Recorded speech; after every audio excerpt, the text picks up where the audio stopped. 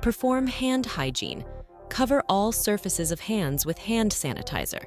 Rub hands together until hands are completely dry.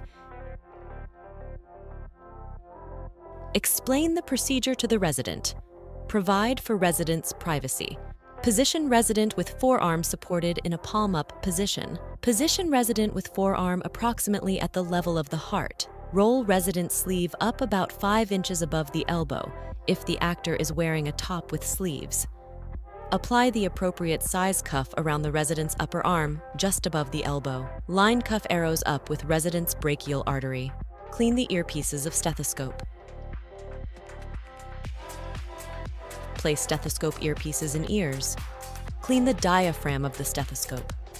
Locate the resident's brachial artery with fingertips. Place stethoscope diaphragm over brachial artery. Hold stethoscope diaphragm snugly in place.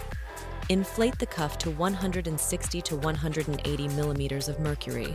Slowly release air from cuff to disappearance of pulsations.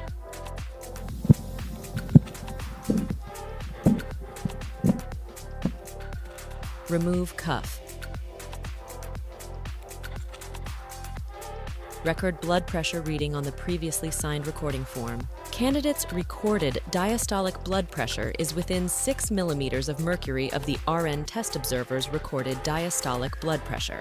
Candidate's recorded systolic blood pressure is within 6 millimeters of mercury of the RN test observer's recorded systolic blood pressure.